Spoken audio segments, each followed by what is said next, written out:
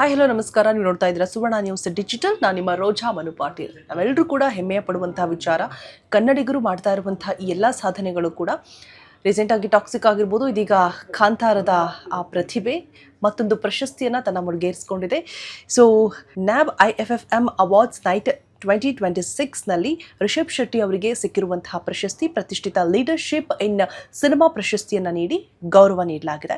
So ಭಾರತೀಯ ಚಿತ್ರರಂಗಕ್ಕೆ ಅವರು ನೀಡ್ತಾ ಇರುವಂತಹ ಕೊಡುಗೆ ಆಗಿರ್ಬೋದು, ಮತ್ತು ನಮ್ಮ ನೆಲದ ಕಥೆಗಳನ್ನು ಜಾಗತಿಕ ಮಟ್ಟದಲ್ಲಿ ತಲುಪಿಸ್ತಾ ಇರುವಂತಹ ಆ ಒಂದು ಪ್ರಯತ್ನಕ್ಕೆ ಸಂದಿರುವಂತಹ ಒಂದು ಗೌರವ.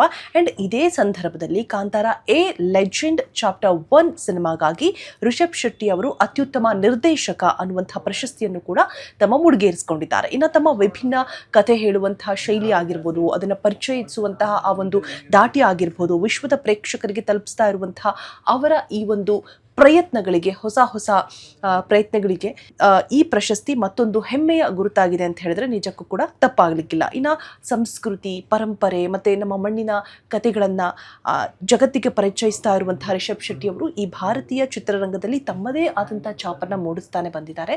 ಮತ್ತು ಇನ್ನೂ ಹೊಸದಾಗಿ ಏನೆಲ್ಲ ಪರಿಚಯಿಸಬಹುದು, ಮತ್ತು ಸೆಂಟಿಮೆಂಟಲಿ ಕನೆಕ್ಟ್ ಆಗುವಂತಹ ಕಥೆಗಳು, ಮತ್ತು ಅರ್ಥಪೂರ್ಣವಾದಂತಹ ಆ ಕಥೆಗಳು, ಭಾವನಾತ್ಮಕವಾಗಿ ಮತ್ತು ದೈವ ಶಕ್ತಿಗಳನ್ನ ಉಂಟು ಮಾಡುವ, ಅಂದರೆ ಇಡೀ ಥಿಯೇಟ್ರಲ್ಲೇನೆ ಆ ಸಿನಿಮಾವನ್ನು ನೋಡುವಂತಹ ಸಂದರ್ಭದಲ್ಲಿ ಆ ದೈವ ನಮಗೆ ಕಂಡಂತಹ ಸಂದರ್ಭದಲ್ಲಿ, ದೃಶ್ಯಗಳು ಕಂಡಂತಹ ಸಂದರ್ಭದಲ್ಲಿ ಅಲ್ಲಿರುವಂತಹ ಒಬ್ಬ ಪ್ರೇಕ್ಷಕ ಅದನ್ನು ಹಾಕಿರುವಂತಹ ಒಂದು ಚಪ್ಪಲಿಯನ್ನು ಬಿಚ್ಚಿಟ್ಟು ಸಿನಿಮಾ ನೋಡ್ತಾರೆ ಅಂತ ಹೇಳಿದ್ರೆ, ಸೊ ಯಾವ ರೀತಿಯಾಗಿ ಪರಿಚಯಿಸಿದ್ದಾರೆ, ಯಾವ ಶೈಲಿಯಲ್ಲಿ ಪರಿಚಯಿಸಿದ್ದಾರೆ, ಯಾವ ರೀತಿಯಾಗಿ ಅದು ಅವರ ಮನಸ್ಸನ್ನು ಮುಟ್ಟಿದೆ ಸಿನಿಮಾ ಅನ್ನೋದಕ್ಕೆ ಆ ಬೆಸ್ಟ್ ಉದಾಹರಣೆ ಕಾಂತಾರ. ಸೊ ಅದಕ್ಕೆ ಸಿಕ್ಕಿರುವಂತಹ ಒಂದು ಪ್ರಶಸ್ತಿ, ಗೌರವ, ಮತ್ತೊಂದು ಮೈಲಿಗಲ್ಲು. ಈ ಎರಡೂ ಪ್ರಶಸ್ತಿಗಳು ಕೂಡ ಅವರ ಚಿತ್ರಯಾನದಲ್ಲಿ ಮತ್ತೊಂದು ಹೆಮ್ಮೆಯ ಮೈಲಿಗಲ್ಲು ಅಂತಲೇ ಹೇಳಬಹುದು. ಭಾರತೀಯ ಸಿನಿಮಾಗೆ ಅವರು ನೀಡ್ತಾ ಇರುವಂತಹ ಕೊಡುಗೆಯನ್ನು ಸಂಭ್ರಮಿಸುವಂತಹ ಈ ಒಂದು ವಿಶೇಷ ಕ್ಷಣ ಅವರಷ್ಟೇ ಅಲ್ಲ, ಕನ್ನಡಿಗರಾಗಿ ನಿಮ್ಮೆಲ್ಲರಿಗೂ ಕೂಡ ಹೆಮ್ಮೆಯ ಪಡುವಂತಹ ವಿಚಾರ.